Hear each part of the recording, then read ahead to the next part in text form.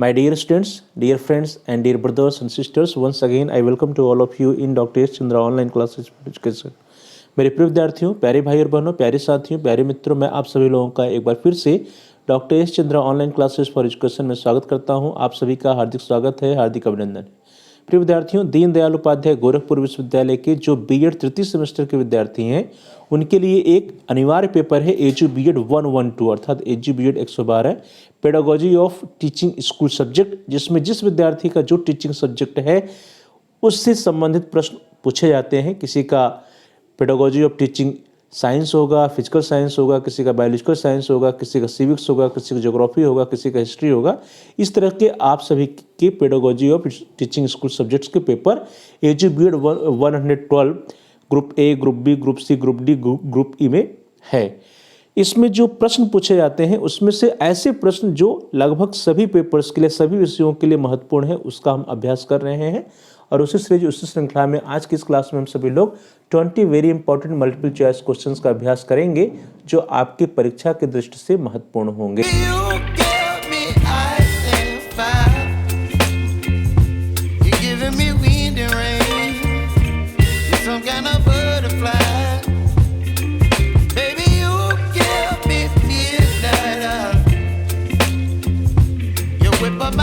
आज की क्लास को स्टार्ट करते हैं और आज के लिए पहला प्रश्न आपकी स्क्रीन पर आ रहा है। क्वेश्चन नंबर 1, प्रश्न संख्या 1।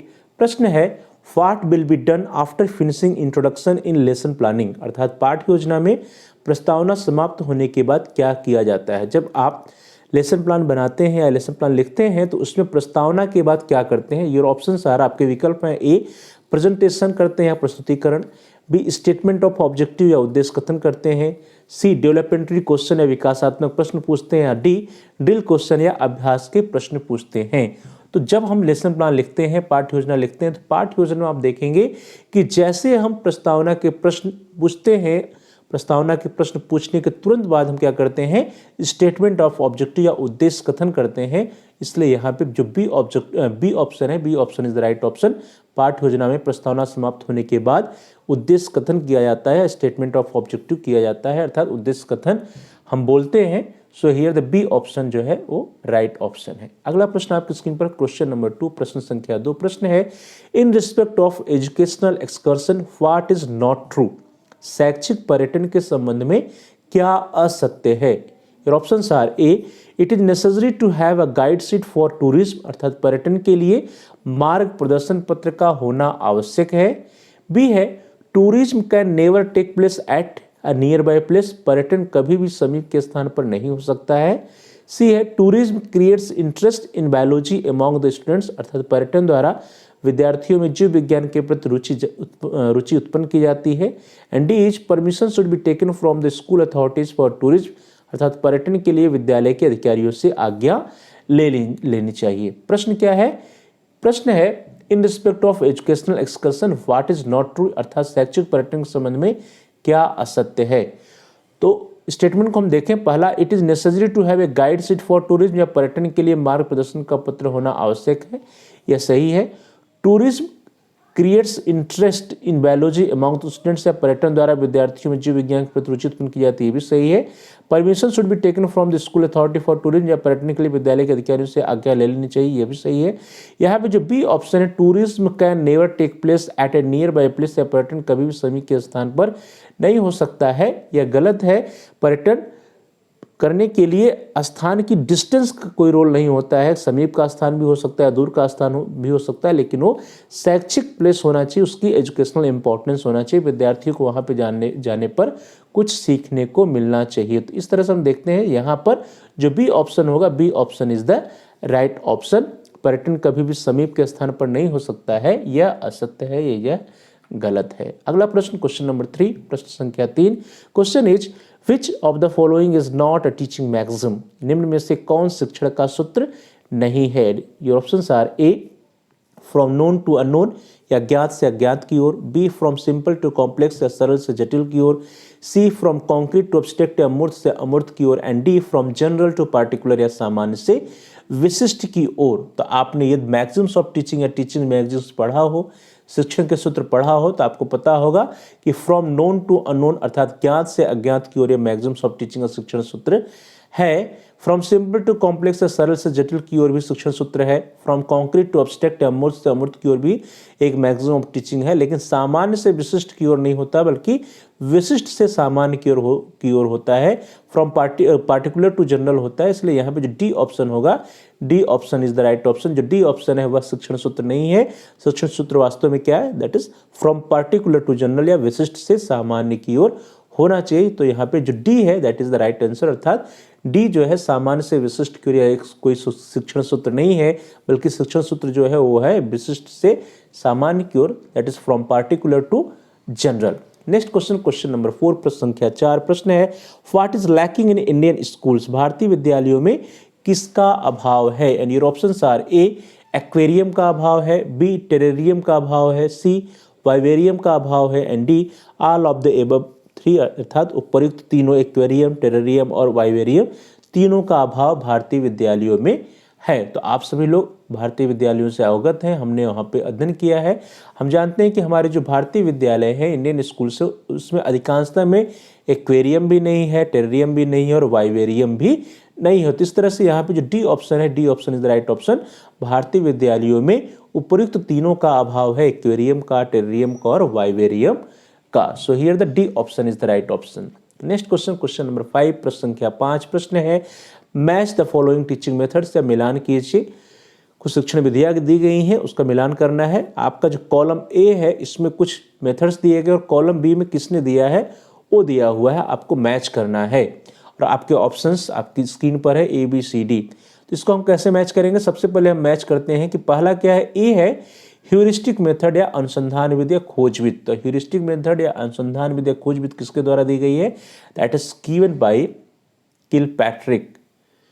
सेकेंड है प्रोजेक्ट मेथड,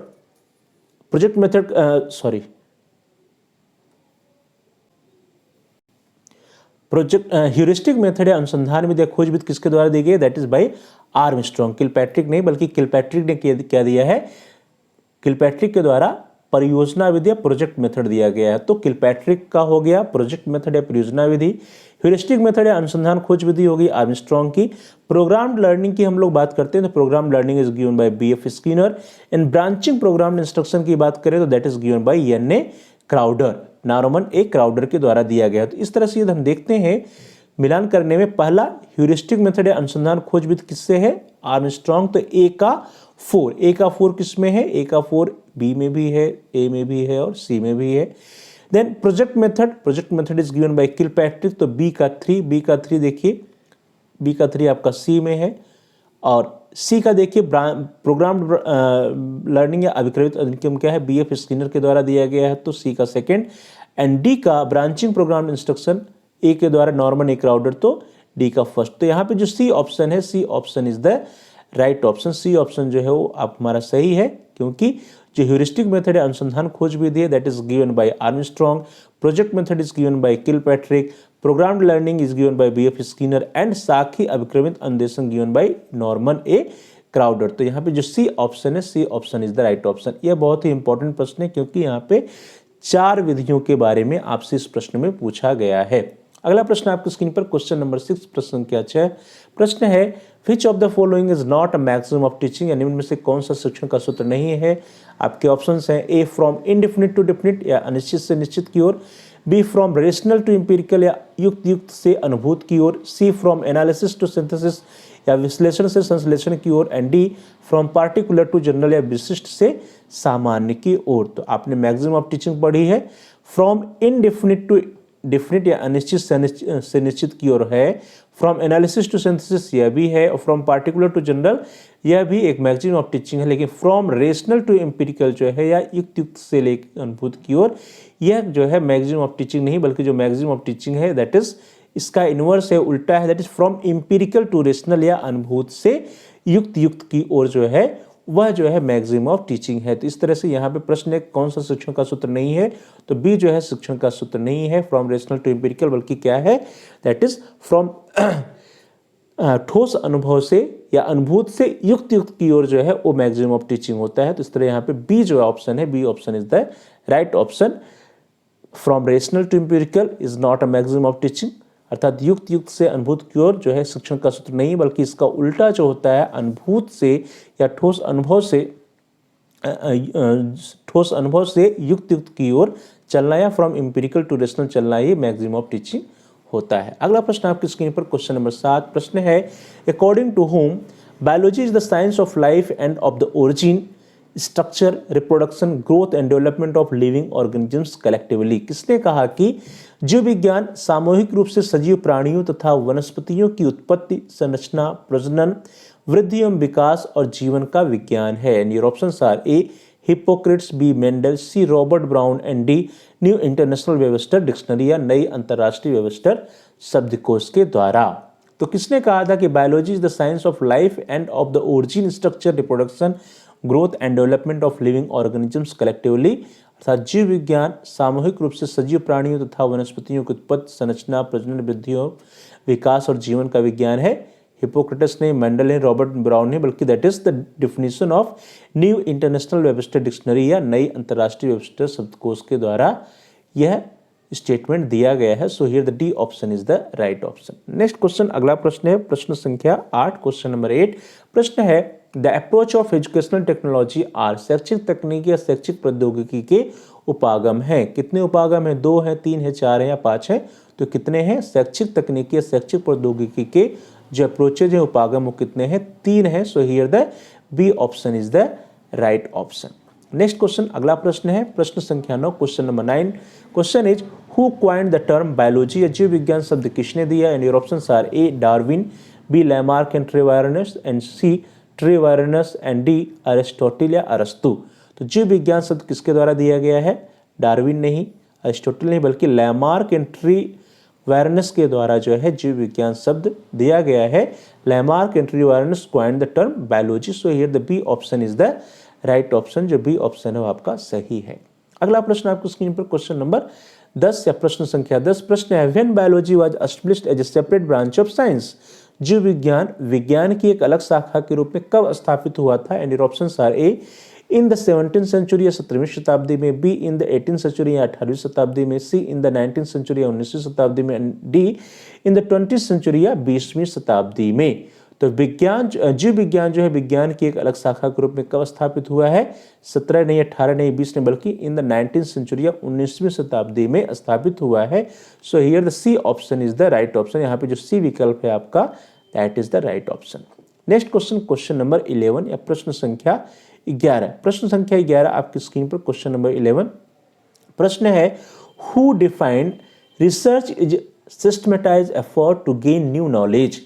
किसके अनुसार नवीन ज्ञान की प्राप्ति के लिए किए जाने वाला व्यवस्थित प्रयास अनुसंधान है? And your options are A Redman and Mory, B Cook and Crawford, C John W Best and D F N Kerlinger. किसने कहा कि research is systematise effort to gain new knowledge? किसके अनुसार नवीन ज्ञान की प्राप्ति के लिए किए जाने वाला व्यवस्थित प्रयास ही रिसर्च है या अनुसंधान है? तो किसने कहा है? कर्लिंगर नहीं, बेस्ट नहीं, कुक एंड क्रोफोर्ड नहीं, बल्कि that is the definition of Redman and Mory. Redman and Mory ने कहा कि research is systematise effort to gain new knowledge. So here the A option is the right option. Redman और Mory के अनुसार नवीन ज्ञान की प्राप्ति के लिए किए जाने वाला प्रयास व्यवस्थित प्रयास ही अनुसंधान है या रिसर्च है। अगला प्रश्न आपकी स्क्रीन पर क्वेश्चन नंबर 12 प्रश्न संख्या 12 प्रश्न है, which one is the fourth component of basic teaching model? कौन सा एक बुनियादी शिक्षण प्रतिमान का चतुर्थ घटक है? And your options are A entering behaviour या प्रविष्टि व्यवहार या प्रारंभिक व्यवहार, बी इंस्ट्रक्शनल ऑब्जेक्टिव्स या अनुदेशात्मक उद्देश्य, सी इंस्ट्रक्शनल प्रोसीजर या अनुदेशात्मक प्रक्रिया, एंड डी परफॉर्मेंस असेसमेंट या कार्य निष्पादन या निष्पत्ति मूल्यांकन। तो बुनियादी शिक्षण प्रतिमान का चतुर्थ घटक कौन सा है? फोर्थ कंपोनेंट कौन सा है? पृष्ठ व्यवहार नहीं, अनुदेशात्मक उद्देश्य नहीं, अनुदेशात्मक प्रक्रिया, बल्कि that is the performance assessment या कार्य निष्पादन निष्पत्ति मूल्यांकन जो है that is the fourth component of basic teaching model. So here the D option is the right option. Next question, question number 13 प्रश्न संख्या 13 प्रश्न संख्या 13 आपकी स्क्रीन पर question is, according to whom the process by which practitioners attempt to study their problems scientifically in order to guide, correct and evaluate their decisions and actions is called action research। किसके अनुसार अभ्यासकर्ता द्वारा अपने निर्णयों और क्रियाओं का निर्देशन संशोधन और मूल्यांकन की दृष्टि से अपनी समस्याओं का वैज्ञानिक ढंग से अध्ययन करने के लिए प्रयुक्त की जाने वाली प्रक्रिया को क्रियात्मक अनुसंधान कहते हैं। And your options are A Redman and Mory, B Stephen M Corey, C John W Best and D F N Kerlinger. तो किसने यह डिफिनीशन दी है, किसका यह स्टेटमेंट है, यह प्रश्न है। स्टेटमेंट क्या है? The process by which practitioners attempt to study their problems scientifically in order to guide, correct and evaluate their decisions and actions is called action research. किसके अनुसार अभ्यासकर्ता द्वारा अपने निर्णयों और क्रियाओं का निर्देशन, संशोधन और मूल्यांकन की दृष्टि से अपनी समस्याओं का वैज्ञानिक ढंग से अध्ययन करने के लिए प्रयुक्त की जाने वाली प्रक्रिया को क्रियात्मक अनुसंधान कहते हैं। तो रेडमैन एंड मोरी नहीं, बेस्ट नहीं, कर्लिंगर नहीं, बल्कि it is the statement of Stephen M Corey. So here the B option is the right option. Stephen M Corey का नाम क्रियात्मक अनुसंधान के क्षेत्र में बहुत लिया जाता है। यह जो स्टेटमेंट है, यह जो कथन है, यह जो डिफिनीशन है, that is given by Stephen M Corey. Next question number 14, प्रश्न संख्या 14। प्रश्न संख्या 14 या 14 है, who defined action research is research used by teachers, supervisor and administrators to improve the quality of their decisions and actions. किसने कहा कि क्रियात्मक अनुसंधान शिक्षकों, पर्यवेक्षकों और प्रशासकों द्वारा अपने निर्णयों और कार्यों की गुणवत्ता में सुधार लाने के लिए किया जाने वाला अनुसंधान है। यानी options are A Redman, Mory, B Good, C John W Best and D F N Kerlinger. तो डियर स्टूडेंट्स, हु डिफाइंड, किसने कहा है, किसने परिभाषित किया कि action research is research used by teachers, supervisors and administrators to improve the quality of their decisions and actions. क्रियात्मक अनुसंधान शिक्षकों, पर्यवेक्षकों और प्रशासकों द्वारा अपने निर्णयों और कार्यों की गुणवत्ता में सुधार लाने के लिए किया जाने वाला अनुसंधान है। किसका स्टेटमेंट है? मोरी नहीं, बेस्ट नहीं, कर्लिंगर नहीं, but it is the statement given by Good. यह गुड जी का स्टेटमेंट है। So here the B option is the right option. जो बी विकल्प है, बी ऑप्शन है, वह सही है। गुड ने कहा कि action research is research used by teachers, supervisors and administrators to improve the quality of their decisions and actions. Next question number 15, प्रश्न संख्या 15। प्रश्न है, the maxims of teaching is शिक्षण का सूत्र है। Your options are A from seen to unseen, अर्थात प्रत्यक्ष से अप्रत्यक्ष की ओर, B from particular to general या विशेष से सामान्य की ओर, C from psychological to logical मनोवैज्ञानिक से तार्किक या तर्कात्मक क्रम की ओर, and D all of the above या उपरोक्त सभी। तो आपने मैक्सिम्स ऑफ टीचिंग पढ़ी होगी। इसमें फ्रॉम सीन टू अनसीन अर्थात प्रत्यक्ष से अप्रत्यक्ष की ओर, फ्रॉम पार्टिकुलर टू जनरल या विशेष से सामान्य की ओर, and from psychological to logical या मनोवैज्ञानिक से तार्किक या तर्कात्मक क्रम की ओर, तीनों क्या है? मैक्सिम्स ऑफ टीचिंग है। So here the D option is the right option, all of the above. Next question number 16, प्रश्न संख्या 16। प्रश्न है, a teacher conduct action research to improve. एक शिक्षक किसमें सुधार लाने के लिए क्रियात्मक अनुसंधान करता है? यानी options are A administrative behaviour या प्रशासनिक व्यवहार में, बी पीयर टीचिंग या सहकर्मी के शिक्षण में, सी स्टूडेंट लर्निंग एनवायरनमेंट या छात्रों के सीखने के माहौल में, सी डी है हिज ओन टीचिंग या अपने शिक्षण में सुधार लाने के लिए। तो एक टीचर जो है वो क्रियात्मक अनुसंधान किसमें सुधार लाने के लिए करता है? Teacher conduct action research to improve. तो क्यों करता है शिक्षक जो एडमिनिस्ट्रेटिव बिहेवियर में या प्रशासनिक व्यवहार में सुधार लाने के लिए नहीं करता, सहकर्मी के शिक्षण में सुधार लाने के लिए नहीं करता, स्टूडेंट लर्निंग एनवायरनमेंट या छात्रों के सीखने के माहौल में सुधार लाने के लिए नहीं करता, बल्कि वह हिज ओन टीचिंग अपने शिक्षण में सुधार लाने के लिए क्रियात्मक अनुसंधान करता है। So here the D option is the right option, his own teaching या अपने शिक्षण में सुधार लाने के उद्देश्य से कोई भी शिक्षक क्रियात्मक अनुसंधान करता है। नेक्स्ट क्वेश्चन नंबर 17 या प्रश्न संख्या 17। प्रश्न है, A teacher plans to improve the study habits of students in his or her classroom. Which type of research paradigm will be helpful to him or her? एक शिक्षक अपनी कक्षा में छात्रों के अध्ययन की आदतों में सुधार करने की योजना बनाता है।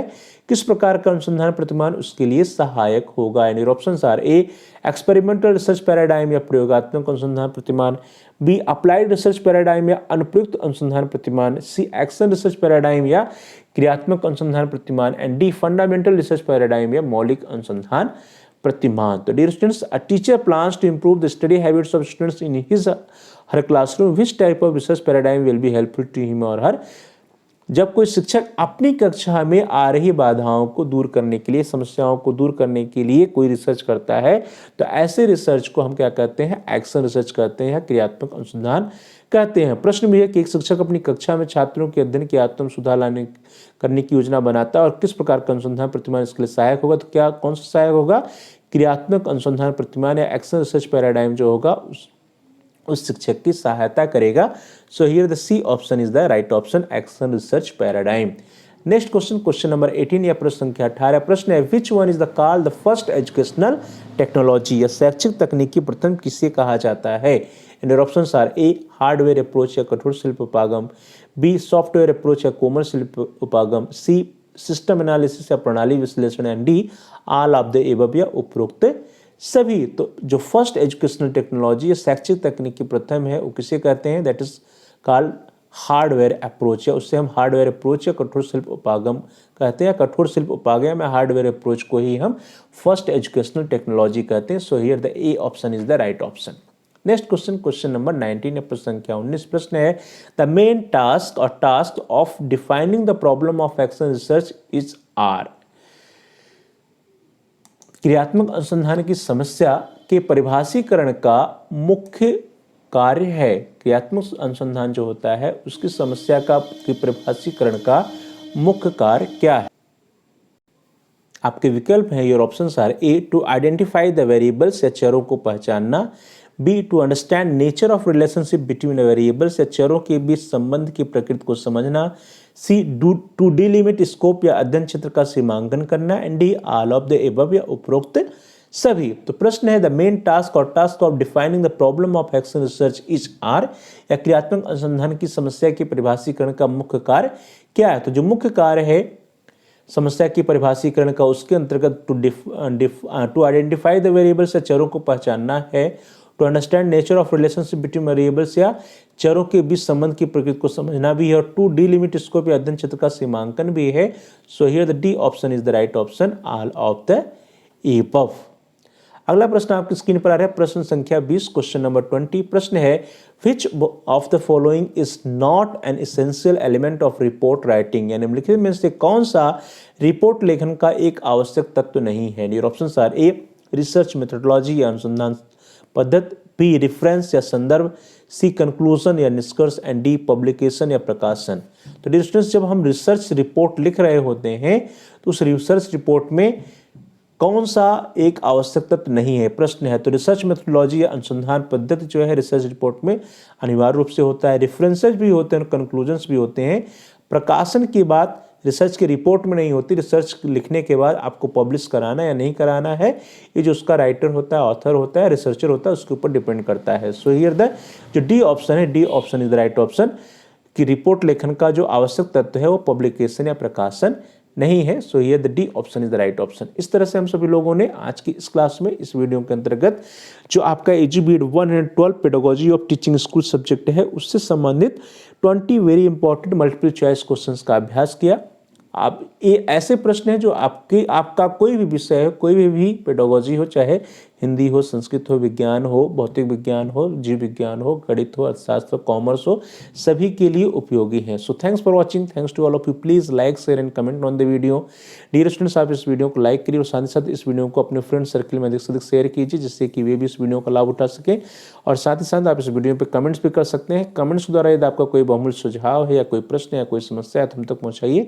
हम आपके प्रश्नों का उत्तर देने का प्रयास करेंगे, आपकी समस्याओं का समाधान करने का प्रयास करेंगे, और साथ ही साथ जो भी आपके महत्वपूर्ण सुझाव होंगे उन सुझावों पर अनुपालन भी करने का प्रयास करेंगे। So please like, share and comment on the video. Also subscribe the channel. Dear students, यदि आपने अभी तक चैनल को सब्सक्राइब नहीं किया है तो आप चैनल को सब्सक्राइब कर लीजिए, और साथ साथ जहां पर सब्सक्राइब लिखा है उसके बगल में एक बेल का आइकन है, उसको प्रेस कीजिए। उसको दबाने पर कुछ ऑप्शंस आते हैं, उसमें से आप ऑल के ऑप्शन को सिलेक्ट कर लीजिए। इससे ये होगा कि आपके कोर्स से रिलेटेड जितने भी नए एजुकेशनल वीडियोस आएंगे उसकी नोटिफिकेशन, उसकी इन्फॉर्मेशन आपको समय से मिल जाएगी और आपका कोई भी वीडियो मिस नहीं होगा। तो dear students, please like, share and comment on the video. Also subscribe the channel and press the bell icon all.